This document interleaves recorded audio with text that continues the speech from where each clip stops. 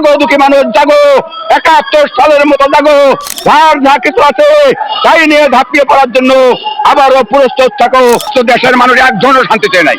বিএনপির সময়ও ছিলাম না, বর্তমান সরকার প্রধান যে আছে আমরা তাও কিন্তু শান্তিতে নাই। আপনাকে আমি স্যালুট করছি, স্বাগত জানাচ্ছি। আইএন যদি আপনার মতো এই স্যাটেলাইট টিভি গুলা আমাদের খবর প্রচার করতো, এই বাংলাদেশ আজকে আসলে সোনার বাংলা গড়ে উঠতো। ডক্টর ইউনূস পুরোপুরি দেশ চালাইতে ব্যর্থ। নিম্ন আয়ের মানুষ, সাধারণ মানুষ এরা একজনও শান্তিতে নাই। দেশের মানুষ একজনও শান্তিতে নাই। হাতে গোনা কয়েকটা মানুষ ছাড়া আদার যারা নিম্ন আয়ের মানুষ, সাধারণ মানুষ এরা একজনও শান্তিতে নাই। প্রিয়দেশবাসী, এই ক্যামেরার উদ্দেশ্যে, এই ক্যামেরার মাধ্যমে আমি আপনাদের উদ্দেশ্যে বার্তা দিতেছি।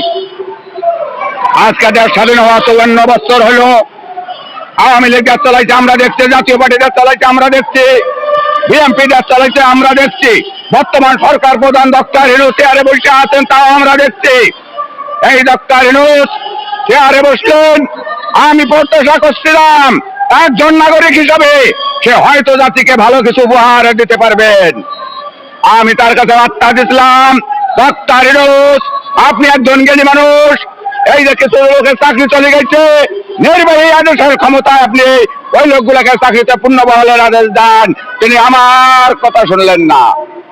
আমি আরো বার্তা দিচ্ছিলাম এই ডক্টর ইউনূসের উদ্দেশ্যে যে আপনি চেয়ারে আছেন, ক্ষমতায় আছেন, এই যে বিনা বিচারে জেলখানায় অনেক নিরপরাধ মানুষ বন্দী আছে, তাদেরকে সাধারণ ক্ষমা ঘোষণা করেন। তিনি ও কথাটাও আমার রাখলেন না। তার মানে ডক্টর ইউনূস পুরোপুরি দেশ চালাইতে ব্যর্থ।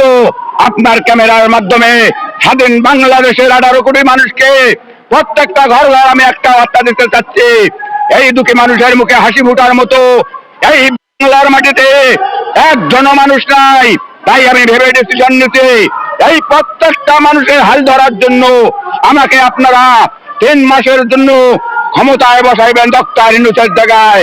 আমি ক্যামেরার মাধ্যমে স্বাধীন বাংলাদেশের ১৮ কোটি মানুষকে জানিয়ে দিতে চাচ্ছি, প্রত্যেকটা দুঃখী পরিবারকে এই ৯০ দিনের মধ্যে আমি ৫ লক্ষ করে টাকা দেবো।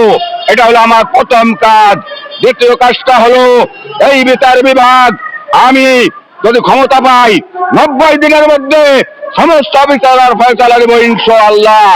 আমি আরো ক্যামেরার মাধ্যমে আপনাকে উদ্দেশ্যে, সবার উদ্দেশ্যে বলতেছি, প্রত্যেকটা নাগরিকের নিরাপত্তা দেওয়ার দায়িত্ব আমার। প্রত্যেকটা পরিবারের এক মুষ্টি খাবারের নিরাপত্তা দায়িত্ব আমি বুঝে নেব ইনশাআল্লাহ। প্রত্যেকটা মানুষের উদ্দেশ্যে আমার শেষ বার্তাটা হলো, আমি যদি কখনো ডাক দেই আপনারা আমার ডাকে সাড়া দিবেন। জাগো দুঃখী মানুষ জাগো, ৭১ সালের মতো জাগো, যার যা কিছু আছে তাই নিয়ে ঝাঁপিয়ে পড়ার জন্য আবারও প্রস্তুত থাকো। এখানে কথা বলতে পারবো কি বলতে পারবো না, আপনি আর একজন জ্বালা কিন্তু আমাকে আপনি জড়িয়ে ফেলছেন। বিএনপির সময়ও ছিলাম না, বর্তমান সরকার প্রধান যে আছে আমরা তাও কিন্তু শান্তিতে নাই। আপনাকে যদি আমি বলি, এই স্যাটেলাইট টিভি চ্যানেলগুলা আমি কিছুদিন আগে লক্ষ্য করলাম, সব আওয়ামী লীগের চ্যানেল ছিল, প্রত্যেকটা খালি বঙ্গবন্ধুর খবর প্রচার করতো, আমাদের দুঃখী মানুষের কোনো খবর তারা প্রচার করতো না। বর্তমানেও এই যে ইলেকট্রনিক মিডিয়া, আপনাকে আমি স্যালুট করছি, স্বাগত জানাচ্ছি। আইএন যদি আপনার মতো এই স্যাটেলাইট টিভি গুলা আমাদের খবর প্রচার করতো, এই বাংলাদেশ আজকে আসলে সোনার বাংলা গড়ে উঠতো। সোনার বাংলা হচ্ছে না। আমরা প্রত্যেকটা ঘর ঘর এমন ভাবে ভাইরাস জন্ম নিচ্ছে, কলম চোর। এই যে আপনারা লুটপাটের কথা শুনি, আপনাদের ক্যামেরায় আমরা দেখি লুটপাট, দুর্নীতি, শিক্ষিত সমাজ। এই যে সংসদ বা সচিবালয় বলি, সচিবালয়টাকে যদি হাজার হাজার কোটি টাকা লুট করে, মানে কি এই সচিবালয়টাকে নোংরা একটা নোংরা জাতি উপহার দিতে